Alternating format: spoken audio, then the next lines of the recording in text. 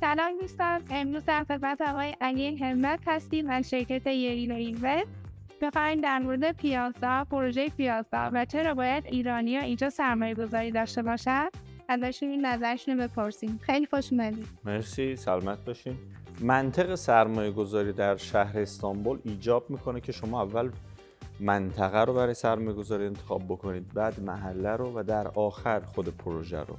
خب طبیعتاً خود پروژه، سازنده، اینا خیلی مهم هستند، ولی از دید یک سرمایه گذار ترک که اشرافیت کامل داره به شهر استانبول، اولین حرف رو منطقه و محله و دسترسی هاش میزنه. به نظر من پیازا همه این فاکتورها رو داره. تعارف نداریم، میدونید اگه من قبول کردم که بیام صحبت بکنم صرفاً به خاطر تبلیغات نیست و واقعاً این محله و منطقه و این لوکیشن رو من قبول دارم برای سرمایه‌گذاری. سوا اینکه خب وقتی قیمت‌ها رو نگاه می‌کنیم در پروژه های اطراف هم یه بررسی اجمالی داریم، میبینیم که پروژه شما میتونه از لحاظ قیمتی هم مزیت رقابتی داشته باشه. حالا درسته که شما متراژ هاتون بزرگه و از 400 متر شروع میشه، ولی به نظرم اگر بخوایم از روی قیمت متر مربع حساب بکنیم، حتی از پروژه های مسکونی هم قیمتون پایین تره. خب این جذابیت رو برای سرمایه گذار ایجاد میکنه که بتونه روی اینجا فکر بکنه. جدا این که به نظرم استانبول مخصوصا قسمت آسیایی الان توسعه شهریش به سمت این ور هست. خب اینجا هم روی در واقع شاهراه اصلی استانبول که اتوبان ابش هست قرار داره، مترو توی خود پروژه است. توی قسمت آسیایی من فکر می‌کنم ما 2 تا به جز این یه دونه جای دیگه که آکاسیا هست رو داریم که مترو میاد توی پروژه. همین فضای مرکز خرید، امکاناتی که اینجا برای سرمایه‌گذار فراهمه، برای کارکنایی که میخوان بیان توی این office ها کار بکنن هم خیلی مهمه. من اگه میخوام توی شرکت هم کارمند رو استخدام بکنم، حتما کارمندم به نگاه میکنه که میتونه با مترو بیاد یا نه، و اینجا هم مترو رو داره، هم مترو بوس رو در نزدیکیش داره، اتوبوس رو داره، پایین دریا رو داره. خب اینا خیلی خوبه به نظر من مالتپه رو همیشه گفتم در اون حاشیه امن سرمایه گذاری در کل شهر استانبول میبینم. اگر شهر استانبول رو که یک شهر طولی هست ما یه پرگار وسطش بذاریم، یه دایره بکشیم، دایره فرضی، توی اون قطر در واقع دایره مرکزی شهر استانبول مالتپه قرار میگیره و حالا چه قسمت اروپایی چه قسمت آسیایی، وقتی همه استانبول رو در نظر میگیریم مالتپه توی قسمت دایره مرکزی شهر هست و اتوبان ایبش هم به جذابیت‌های سرمایه‌گذاری در اینجا اضافه میکنه.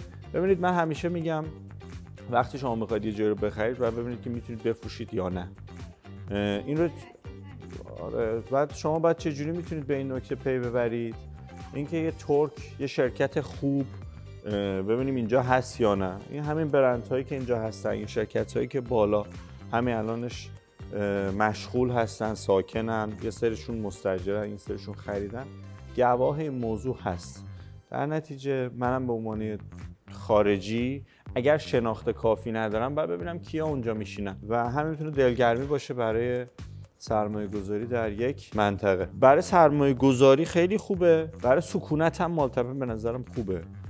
و ببینید هر چقدر شما دور میشی از مرکز شهر، دسترسی چون برای افراد سخته، طبیعتاً مشتریش هم کمه. وقتی شما مرکز باشی، مترو هم داشته باشی، اتوبان هم داشته باشی، همیشه مشتری بالا سرش هست. مهمتر برای کسایی هم که سرمایه گذاری میکنن، در موردش با هم صحبت کردیم، بازگشت سرمایه برای خیلی از سرمایه گذاران خیلی مهمه.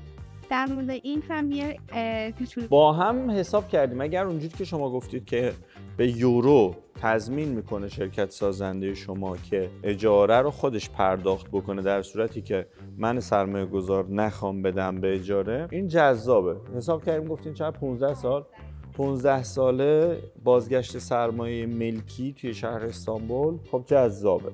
کاری به این ندارم که خود ملک با توجه به توسعه شهری ارزش افزوده خواهد داشت.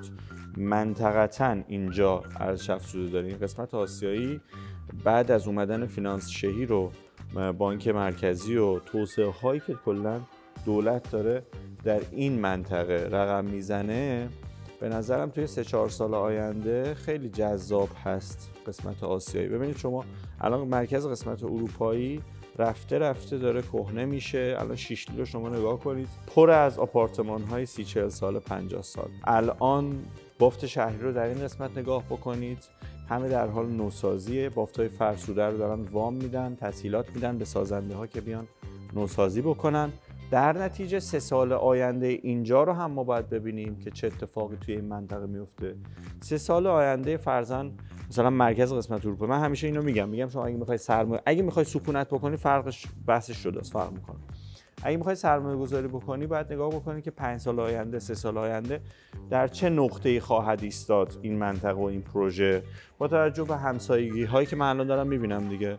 یه سرمایه گذارم میتونه بیاد بره بالا، خودش به چشم ببینه که این ور بغل دارن میسازن، پایین رو دارن میسازن، بالا رو دارن میسازن. یعنی 3 سال بعد 4 سال بعد همه این محدوده یه سری ساختمان‌های مدرن خوبه با امکانات بهتر و بیشتر. اینا یعنی دلایلی که برای ارزش افزوده ما متصور هستیم. من باشم میخرم. مرسی. خیلی ممنون. قربون شما. که تشریف آوردید. سلامت. خوشحالم. قربون شما. مرسی.